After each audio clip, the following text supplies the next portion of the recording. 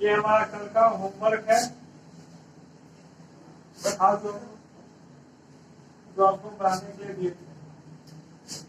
फिर चेक कर लीजिए कि होमवर्क जो बनाया आप वो सही है कि गलत, आपको बता दे रहे हैं। इनोट Cu टू Cu2 प्लस दिया है हमारा 0 पॉइंट माइनस में वोल्ट। फिर दूसरा हमारा इनोट Mg2 गिव्स Mg2 प्लस दिया हुआ है -2.36 वोल्ट। आपको याद होगा कि इसको बनाने के लिए हम बताए थे कि सबसे पहले पहचानना पड़ेगा कौन सा इसमें ऑक्सीडेशन पोटेंशियल है और कौन सा रिडक्शन पोटेंशियल है। और उससे पहले हम बताए थे आपको कि हम लोग रिडक्शन पोटेंशियल को ही कंसीडर करते हैं, एक ऑक्सीडेशन पोटेंशियल को नहीं। तो सबसे पहले हमें क्या करना पड़ेगा, जब पहचानते हैं कि कौन सा इसमें ऑक्सीडेशन पोटेंशियल है और कौन सा रिडक्शन पोटेंशियल है। यहाँ पर पहले मेटल दिया हुआ है, फिर मेटल आयन दिया हुआ है, तो यहाँ पर ऑक्सीडेशन पोटेंशियल।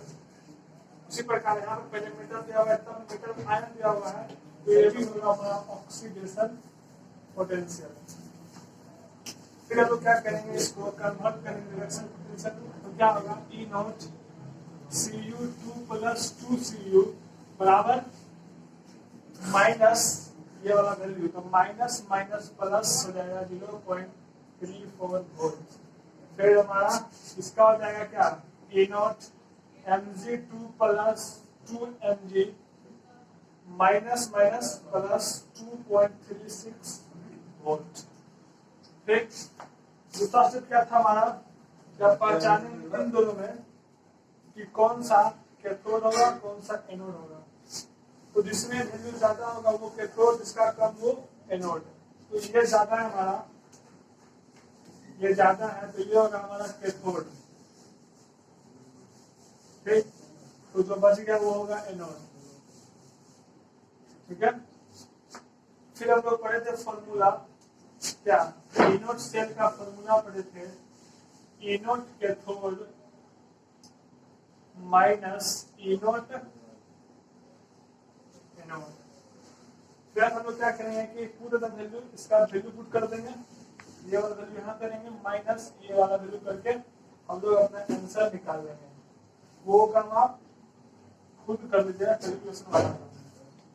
ठीक है,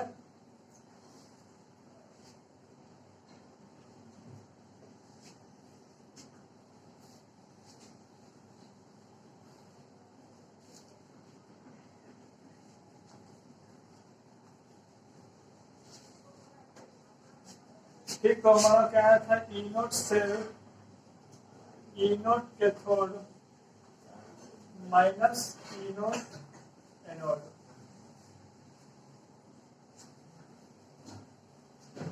फर्स्ट वाला कैलकुलेशन कर लीजिएगा। फिर सेकेंड नंबर है हमारा क्या, कि E nought Ag plus 2Ag, E nought Ag plus 2Ag दिया हुआ हमारा 0.80 वोल्ट। फिर दूसरा दिया हमारा E not Cr3 plus 2Cr दिया हमारा -0.74 वोल्ट। ठीक, अब पहले पहचानना होगा कि कौन सा इसमें एनोड है कौन सा कैथोड है, यानी कौन सा ऑक्सीडेशन पोटेंशियल और कौन सा रिडक्शन पोटेंशियल। तो पहले आयन फिर मेटल मतलब पक्का ही होगा रिडक्शन पोटेंशियल। उसी प्रकार पहले आयन तब मेटल मतलब रिडक्शन पोटेंशियल। दोनों रिडक्शन पोटेंशियल है तो हमें कोई कन्वर्ट करने की जरूरत नहीं है। फिर हम लोग देखेंगे कि वैल्यू किसका ज्यादा है। ठीक, तो देखिए ये वाला वैल्यू ज्यादा लग रहा है क्योंकि ये माइनस में है, ज्यादा होगा प्लस वाला। फिर हम लोग क्या करेंगे, इस फॉर्मूला को पुट करेंगे और अपना आंसर को हम लोग ले आएंगे। तो हमारा क्या होगा, E naught cell E naught cathode, कौन सा कैथोड होगा, जो ज्यादा है वो कैथोड होता है। तो हम लिखेंगे यहाँ पे E naught Ag plus 2Ag minus E naught anode, ये हमारा एनोड हो गया, तो minus E not Cr3 plus 2Cr।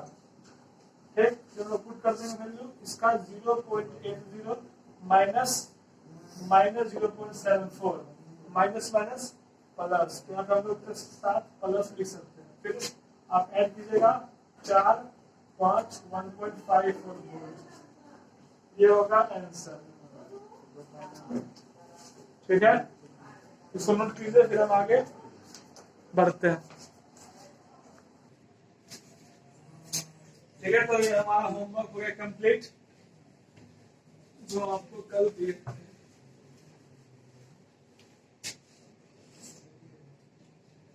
जो हमको आज पढ़ना है टॉपिक, वो है हमारा स्टैंडर्ड हाइड्रोजन इलेक्ट्रोड, ठीक, जिसे हम प्यार से बोलते हैं सी, SHEC। क्या होता है ये, जैसे कंटेनर है,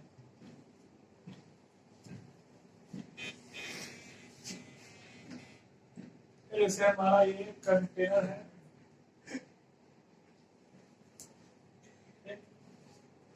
इसमें एक उल्टा यानी कि इन्वर्टेड एक टेस्ट ट्यूब होगा,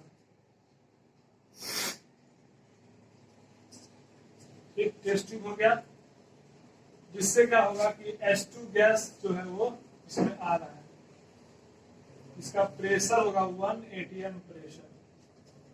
फिर ये जो कंटेनर है, इसमें होगा हमारा 1 मोलर एसिडिक सॉल्यूशन, ठीक है। तो फिर हम लोग एक प्लेटिनम रॉड यहाँ पर लगाएंगे, ये हमारा है प्लेटिनम रॉड, PT यानी कि प्लेटिनम रॉड, जो एक कैथोड के ऐसा काम करेगा। ठीक, ये हो गया हमारा कंटेनर,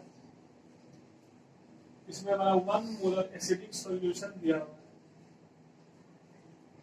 और इसमें H2 गैस, इस उल्टा टेस्ट ट्यूब में H2 गैस पास हो रहा है। ठीक, तो हम लिखते हैं कि हम लोग स्टैंडर्ड हाइड्रोजन पोटेंशियल क्या होता है। तो क्या है कि जब कोई कंटेनर में, ठीक, इसमें 1 मोलर एसिडिक सॉल्यूशन होगा, उसमें जब हम लोग हाइड्रोजन गैस को पास कराएंगे 298 केल्विन पे, तो उसे लोग बोलते हैं स्टैंडर्ड हाइड्रोजन पोटेंशियल या स्टैंडर्ड हाइड्रोजन इलेक्ट्रोड। तो वे पूछा कि व्हाट इज SHE, तो हम लोग बोलेंगे when hydrogen gas is passed through 1 molar acidic solution under 1 atm pressure over a platinum rod are called a standard hydrogen electrode। इसका use क्या होता है, जैसे आप लोग एनसीईआरटी में टेबल देखे थे रिड्यूसिंग पावर का, इसमें क्या था, जैसे E0 Zn2 प्लस Zn का वैल्यू कुछ दिया होगा, ठीक। तो जो वैल्यू आपको टेबल में दिया हुआ था एनसीईआरटी बुक में, वो इसी के मदद से जो है वो कैलकुलेट होता है। ठीक, हम लोग इसका यूज यही है कि किसी भी हाफ सेल, ये तो हाफ ही सेल है, तो किसी भी हाफ सेल का हम लोग इलेक्ट्रोड पोटेंशियल निकालते हैं इस सी की मदद से, यही इसका यूज है। तो इसका यूज क्या है, हम लोग लिखेंगे कि it is used to calculate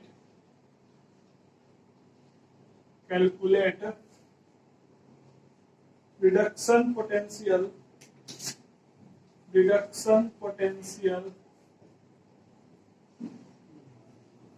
of any half cell.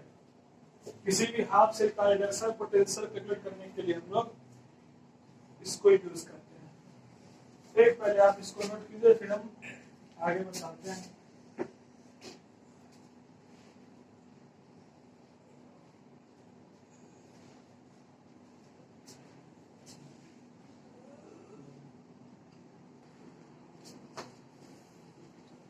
ठीक है। एक और यहाँ पे चीज बता हुआ था कि हाइड्रोजन का इलेक्ट्रोड पोटेंशियल कितना होता है, तो E not H plus 2S2 जो होता है वो हमारा होता है 0। ठीक है, हाइड्रोजन का इलेक्ट्रोड पोटेंशियल होता है 0 वोल्ट। एक बात बस याद रखना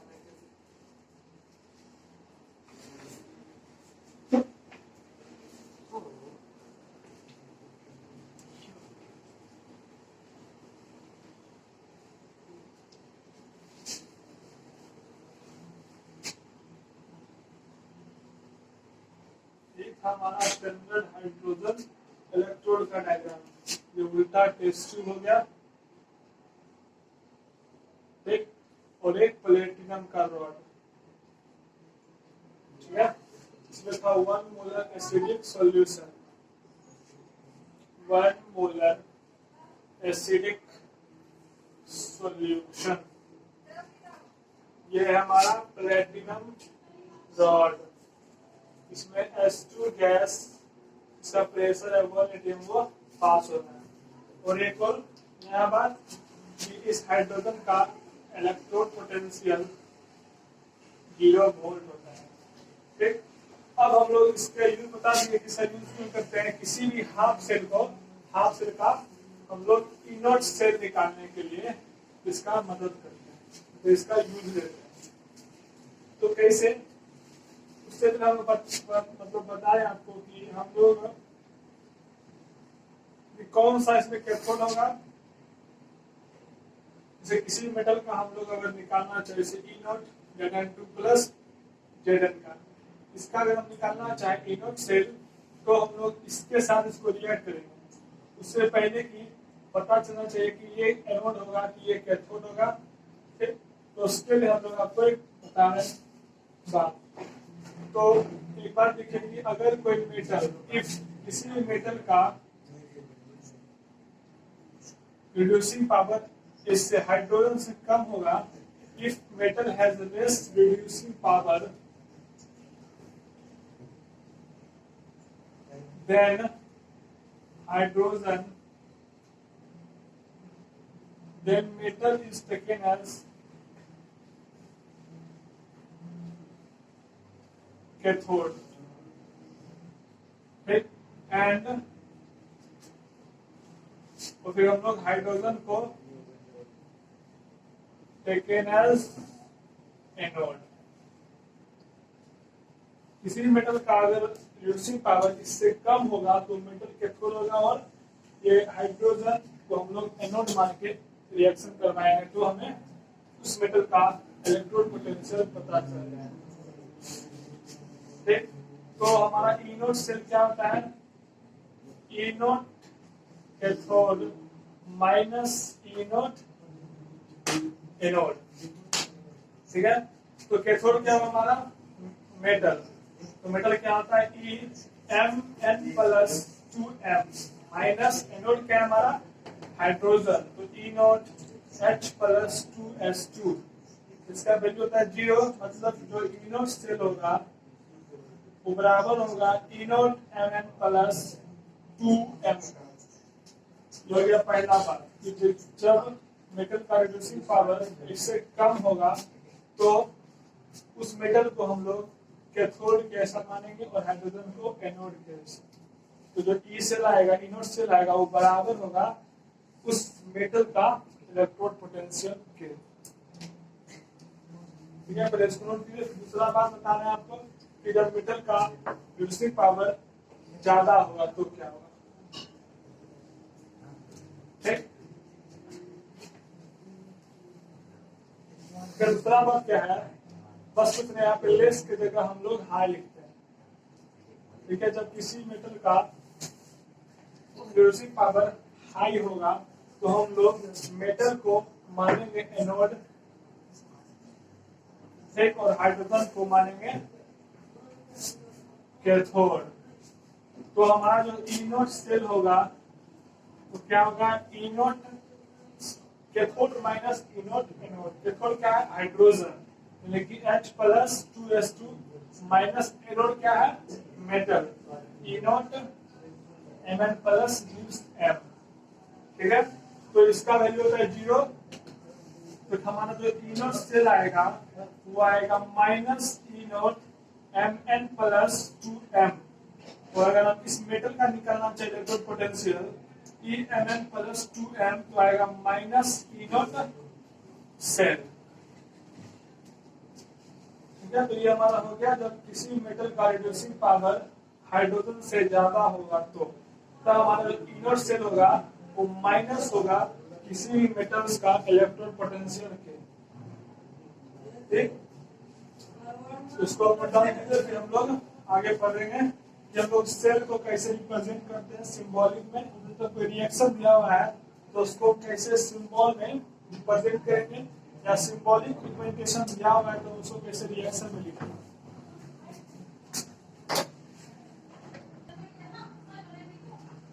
ठीक, अब लोग सीखते हैं सिंबॉलिक रिप्रेजेंटेशन ऑफ। ये जो टॉपिक था वो हमारा एनसीईआरटी में दिया हुआ है, मेजरमेंट ऑफ इलेक्ट्रोड पोटेंशियल। ठीक है, जो हमारा अगला चीज है बात समझने का वो है, ये एनसीईआरटी में टॉपिक नहीं दिया हुआ है, मतलब एक्स्ट्रा पढ़ा ताकि आगे न्यूमेरिकल्स में बहुत जरूरी है। तो ये है सिंबॉलिक रिप्रेजेंटेशन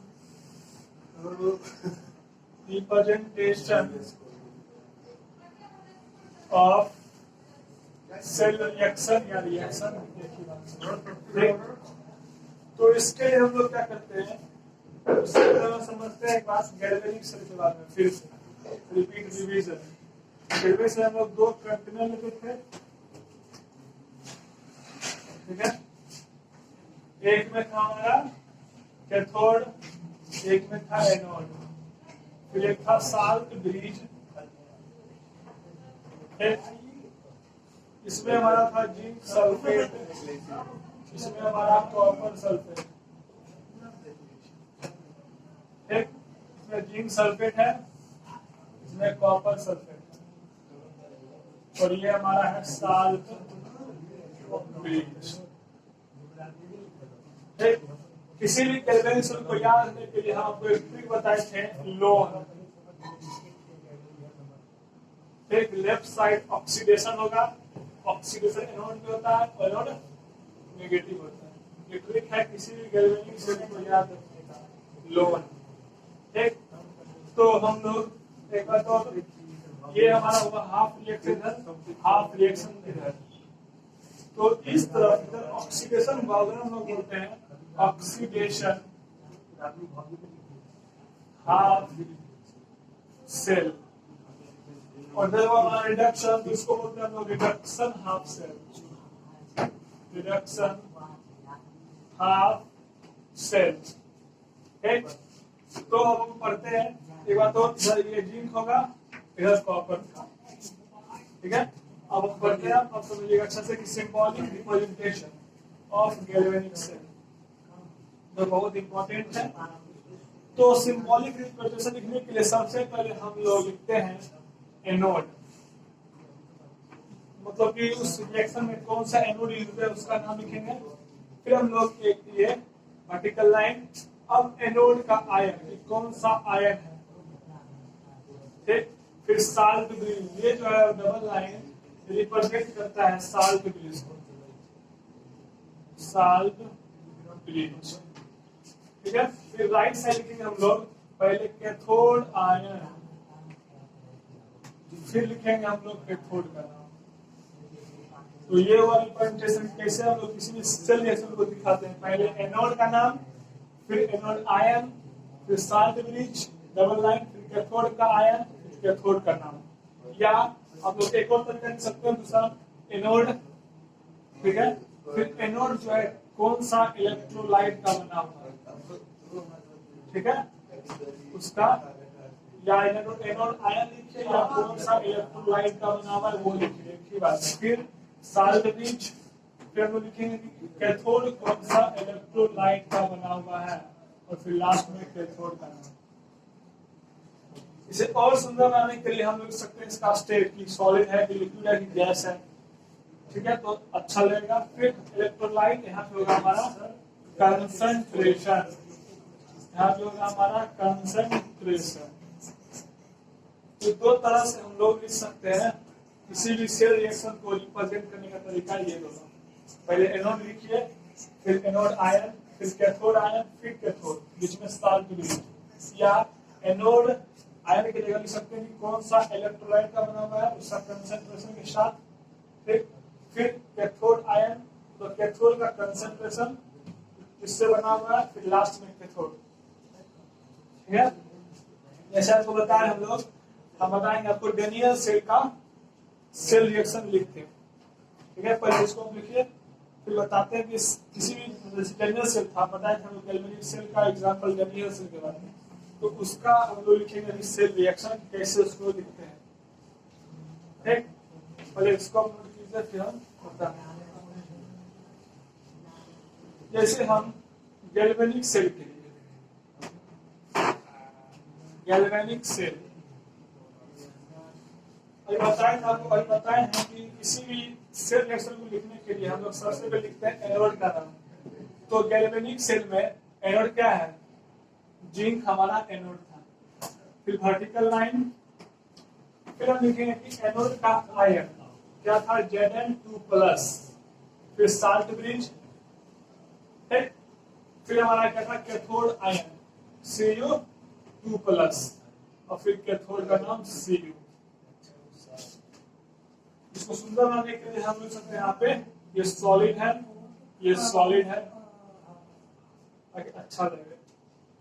फिर दूसरा तरीका इसे लिखने का, पहले एनोड का नाम, फिर इलेक्ट्रोलाइट एनोड का क्या था, जिंक सल्फेट, फिर हमारा salt bridge, double vertical line, फिर कॉपर कैथोड में क्या था, इलेक्ट्रोलाइट था, तो था CuSO4, फिर हमारा Cu, फिर वही सॉलिड होगा, ये सॉलिड था।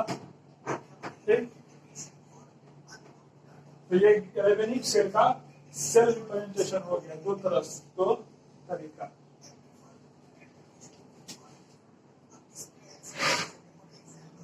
तो गैल्वेनिक नहीं लिखते हम लोग, यहाँ लिखते हैं डेनियल सेल, क्योंकि ये डेनियल सेल का है। ठीक,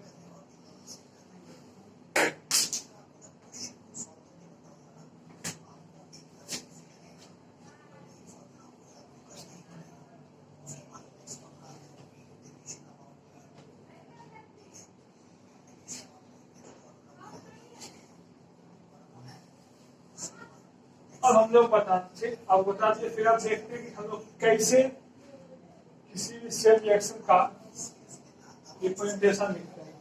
तो पहला स्टेप होगा हमारा, हम लोग उसका ऑक्सीडेशन हाफ सेल रिएक्शन लिखेंगे। दूसरा रिडक्शन हाफ सेल रिएक्शन, और तीसरा ओवरऑल रिएक्शन यानी कि सेल रिएक्शन। तो ये तीन तरह का मतलब स्टेप था किसी भी सेल रिएक्शन को लिखने के लिए। जैसे कि एक बार फिर से हम लोग डेनियल सेल का एग्जांपल लेते हैं, क्योंकि डेनियल सेल को रेफरेंस लेकर हम पूरा काम करेंगे। तो डेनियल सेल में क्या था, एनोड पे जिंक जो है वो बन जाता था Zn2+, 2 इलेक्ट्रॉन लॉस करके एनोड पे। फिर कैथोड में क्या था कि Cu2+, 2 इलेक्ट्रॉन गेन करके कॉपर बनाता था, यानी कि Cu बनाता था। ठीक, ये क्या होता था एनोड पे, और ये हमारा होता था कैथोड पे। ठीक है, फिर हमारा ओवरऑल रिएक्शन क्या आता था, ऐसे टुई मतलब कट जाता था, और वहां बच गया हमारा zinc Cu2+ gives Zn2+ Cu। इसी को बोलते हैं हम लोग सेल्फ रिएक्शन। तो उसके लिए हम लोग पहले लिखेंगे ऑक्सीडेशन हाफ सेल, यानी कि ये हमारा हो गया ऑक्सीडेशन हाफ सेल। से बोला आपको कि आप गैल्वेनिक सेल का रिप्रेजेंटेशन लिखिए, तो सबसे पहला से लिखेंगे हम लोग ऑक्सीडेशन हाफ सेल, उसमें हम लोग ये दिखा देंगे। ठीक, फिर लिखेंगे हम लोग रिडक्शन हाफ सेल, उसमें हम लोग ये दिखा देंगे, और लास्ट में हम लोग पूरा करके लिख देंगे सेल रिएक्शन हमारा ये। ठीक है, ठीक है, आपको एग्जांपल लेके समझाएंगे तो अच्छे से समझ आएगा। पहले इसको आप लोड कर लीजिए या स्टेप्स, और ये एग्जांपल लेकर लीजिए ऑक्सीजन हाफ सेल रिएक्शन में हम लिखेंगे ये, अगर लिखने आया गैल्वेनिक से लिखिए तो फिर रिडक्शन हाफ सेल में ये, और सेल रिएक्शन में ओवर ऑन रिएक्शन।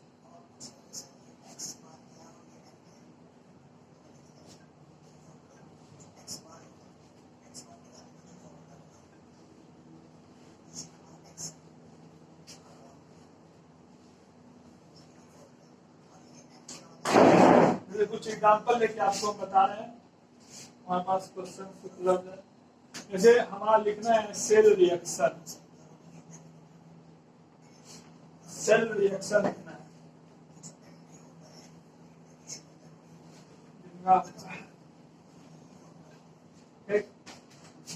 तो हमें एक रिएक्शन दिया जैसे कि Zn प्लस 2Ag प्लस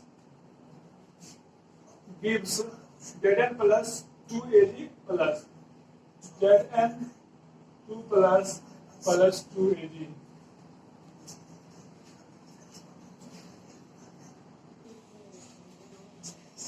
जैसे हमारा क्वेश्चन है कि सेल रिएक्शन क्या हुआ, उसका हम लोग सिंबॉलिक रिप्रेजेंटेशन लिखना है।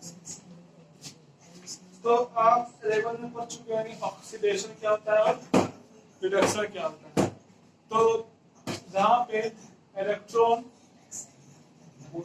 बढ़ जाता है, increase in number of oxidation, sorry increase in number of electron को ऑक्सीडेशन बोलते हैं, और डिक्रीज होना रिडक्शन कहलाता है। जैसे यहाँ पर देखिए, यहाँ पे क्या हुआ कि जिंक, किसी मेटल का फ्री स्टेट में ऑक्सीडेशन नंबर होता है 0, यानी कि इसका ऑक्सीडेशन नंबर है यहाँ पर 0 है, और किसी भी आयन का जो ऑक्सीडेशन नंबर होता है वो चार्ज के बराबर होता है, कि इसका ऑक्सीडेशन नंबर है 2। तो यहाँ पे क्या हुआ कि इंक्रीज हो गया, तो यहाँ पर हो गया हमारा ऑक्सीडेशन, ठीक है। और फिर यहाँ पर देखिए तो इसका जो हमारा ऑक्सीडेशन नंबर होगा वो है 1, इसका है 0। तो फिर यहाँ से यहाँ क्या हुआ, हमारा हो गया रिडक्शन, ठीक है। ये आप 11 से ही पता चल चुका है। तो जिधर होता है ऑक्सीडेशन उधर होता है ऑक्सीडेशन हाफ सेल रिएक्शन, और इस तरफ होगा हमारा जिधर रिडक्शन होगा उधर होगा रिडक्शन हाफ सेल रिएक्शन, ठीक। तो आपको 3 स्टेप बताए थे किसी भी सेल रिएक्शन को लिखने का। पहला क्या था कि उसका हम लिखेंगे ऑक्सीडेशन हाफ सेल रिएक्शन। तो क्या होगा उसमें कि जिंक से बन गया Zn2+, जिंक से बन गया Zn2+, ऐसे 2 इलेक्ट्रॉन लॉस करके, ठीक है। फिर दूसरा क्या था हमारा रिडक्शन हाफ सेल रिएक्शन। इसमें क्या हुआ कि Ag+ से बन गया Ag, समझे कीजिए, Ag+ से बन गया Ag, ऐसे 1 इलेक्ट्रॉन गेन करके, ठीक है। एक बात और, ओवरऑल सेल रिएक्शंस लिखने से पहले हम लोग एक बात ध्यान देंगे कि दोनों तरफ नंबर ऑफ इलेक्ट्रॉन सेम बनना चाहिए, ठीक है। तो इधर देखिए तो 1 इलेक्ट्रॉन है, इधर 2 है, तो हम लोग एलिमिनेशन इधर पढ़ चुके हैं आप लोग, यहाँ से तो 3 से मल्टीप्लाई कर देंगे, तो यहाँ पे 2 इलेक्ट्रॉन चला आएगा और दोनों बराबर हो जाएगा, तो काटने में बहुत आसानी होगा। तो जब 2 से इसको मल्टीप्लाई करेंगे तो क्या हो जाएगा, 2Ag plus 2E gives 2Ag, ठीक। अब हम लोग जो है लिखेंगे सेल रिएक्शन, तो ये हमारा हो जाएगा सेल रिएक्शन। क्या होगा, तो जिंक से बना Zn2+ 2 इलेक्ट्रॉन लॉस करके, फिर 2Ag प्लस 2 इलेक्ट्रॉन गेन करके बना हमारा 2Ag, ठीक है। तो ये 2E खत्म हो जाएगा और हमारा बच जाएगा Zn+ 2Ag plus gives Zn2 plus 2Ag। यही हमारा हो जाएगा सेल रिएक्शन। ठीक है, ये हमारा फर्स्ट एग्जांपल सेल रिएक्शन का। ठीक है, एक और एग्जांपल लेके बताते हैं आपको, फिर होमवर्क भी देंगे।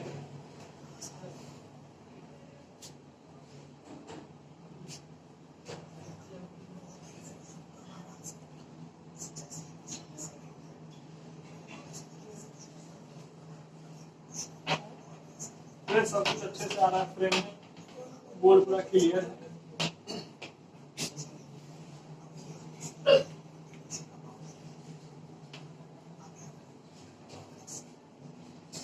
चलो एक और एग्जांपल लेते हैं। हमारा दिया हुआ question 3Mg plus 2Cr3 plus gives 3Mg2 plus 2Cr। इसका सिंबॉलिक रिप्रेजेंटेशन लिख के दिखाइए। ठीक है, अब हम देते हैं 7 सेकेंड यानी कि 1 मिनट। जल्दी से 1 मिनट में दिखाइए।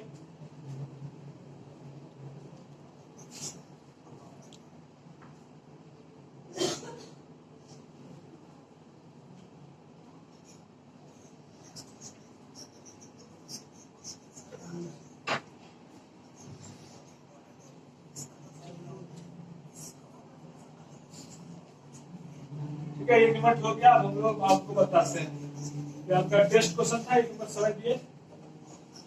अब चलिए बना के दिखाते हैं। अब क्या हुआ यहाँ पे कि Mg से बना Mg2 प्लस, ठीक, Mg से बना Mg2 प्लस, तो यहाँ होगा ऑक्सीडेशन। क्यों यहाँ पे इसका ऑक्सीडेशन नंबर 0, इसका 2, increase in oxidation number is called oxidation. फिर यहाँ पे क्या हुआ कि यहाँ पे इसका नंबर है हमारा 3 में, इसका 0, यहाँ हुआ हमारा रिडक्शन। ये बात आपको क्लियर हो गया होगा, ऑक्सीडेशन रिडक्शन। फिर पहला स्टेज हमारा क्या था कि ऑक्सीडेशन हाफ सेल रिएक्शन। क्या होगा कि Mg से 2 इलेक्ट्रॉन लॉस करके Mg से बन गया हमारा Mg2 प्लस 2 इलेक्ट्रॉन लॉस करके। दूसरा हमारा रिडक्शन हाफ सेल रिएक्शन। इसमें क्या हुआ कि Cr3 प्लस से 3 इलेक्ट्रॉन गेन करके बन गया हमारा Cr। ठीक, अब इलेक्ट्रॉन इधर 2 है, इधर इलेक्ट्रॉन 3 है, तो दोनों को हमें बराबर करना पड़ेगा सेल रिएक्शन लिखने के लिए। तो हम लोग यहाँ पे 3 से मल्टीप्लाई करेंगे, यहाँ से 2 से मल्टीप्लाई करेंगे। ठीक, तो यहाँ 3 से मल्टीप्लाई करेंगे तो हमारा हो जाएगा 3Mg गिव्स 3Mg2 प्लस और 2 3 6 इलेक्ट्रॉन। तो यहाँ से हम ये 3 को रब कर दे रहे हैं। ठीक है, उसी प्रकार जब यहाँ पे 2 से मल्टीप्लाई करेंगे तो आएगा 2Cr3 प्लस, फिर 3 2 6 इलेक्ट्रॉन गिव्स 2Cr। फिर हम यहाँ से 2 को रब कर देंगे। तो लास्ट हमारा बचेगा सेल रिएक्शन यानी कि ओवरऑल रिएक्शन। तो हम लोग दोनों को ऐड कर देंगे तो हमारा ये और ये 6 से कट जाएगा, तो बच जाएगा हमारा 3Mg plus 2Cr3 plus gives 3Mg2 plus 2Cr। हो जाएगा हमारा ये सेल रिएक्शन। ठीक है, तो बहुत आसान है सेल रिएक्शन लिखने का। आपको क्या एग्जाम में रिएक्शन दे देगा, आपको लिखना पड़ेगा इस तरफ से। इसी का आपको लिखना पड़ेगा सिंबॉलिक में, तो कैसे लिखेगा, ये कैसे लिखेंगे, देखिए कैसे लिखेंगे। पहले लिखेंगे लोग एनोड का नाम Mg, फिर एनोड आयन Mg2 प्लस, फिर ये साल्ट ब्रिज कैथोड आयन क्या है? Cr3+। फिर कैथोड का नाम Cr। सिंबॉलिक में जब हम सिंबॉलिक रिप्रेजेंटेशन लिखते हैं तो हम लोग कोएफिशिएंट यूज नहीं करते, यानी कि 3, 2 जो सब कोएफिशिएंट है हम लोग यहाँ पे यूज नहीं करते हैं जब हम लोग सिंबॉलिक रिप्रेजेंटेशन लिखते हैं। तो एग्जाम में क्या करेगा कि ये देगा, सिंबॉलिक वाला देता है और इसको हमें इस तरह लिखना पड़ता है। कुछ नहीं है, बस सिंपल सा है, पहले ये लिखेंगे हम लोग, दूसरा ये लिखेंगे, फिर ओवरऑल करके हम लोग ये लिख देंगे।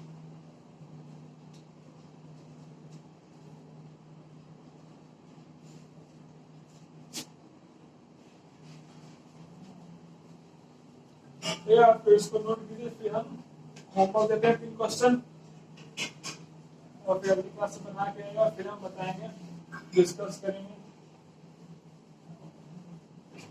चलिए, तो 3 क्वेश्चन हमारा होगा होमवर्क। पहला क्या है? एल्युमिनियम से Al3+, फिर साल्ट ब्रिज Ag+, Ag। दूसरा manganese 2+, salt bridge copper Cu2+ और Cu। फिर तीसरा कॉपर से Cu2+, salt bridge Ag+, Ag। ये आपको होमवर्क है, एक बार फिर से हम रिवाइज कर देते हैं कैसे बनाना है। पहला नंबर हमारा है कि हम लोग लिखेंगे ऑक्सीडेशन हाफ सेल रिएक्शन, पहला स्टेप्स। दूसरा हमारा होगा लिखने का स्टेप की रिडक्शन हाफ सेल रिएक्शन, और तीसरा हम लिखेंगे अपना जो हमें लिखना है सेल रिएक्शन। तो ये बेसिक 3 स्टेप है और 3 क्वेश्चन भी है जो आपको बना के लाना है। फिर हम लोग अगले वीडियो पढ़ेंगे बहुत इंपॉर्टेंट टॉपिक नर्स्ट इक्वेशन, जिससे कि हर साल बोर्ड में एक क्वेश्चन हो आएगा 3 मार्क्स का न्यूमेरिकल्स टॉपिक, ठीक है। नर्स्ट क्वेश्चन पढ़ने से पहले आप लोग लॉग,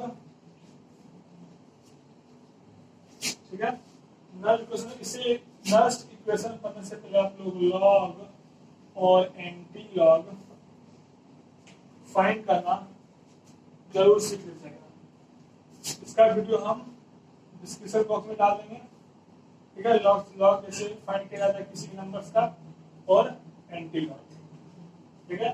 इसके बाद ही वीडियो देखने के बाद ही आप नर्स्ट इक्वेशन यानी कि अगला जो क्लास होगा उसको आप पढ़िएगा, ठीक है।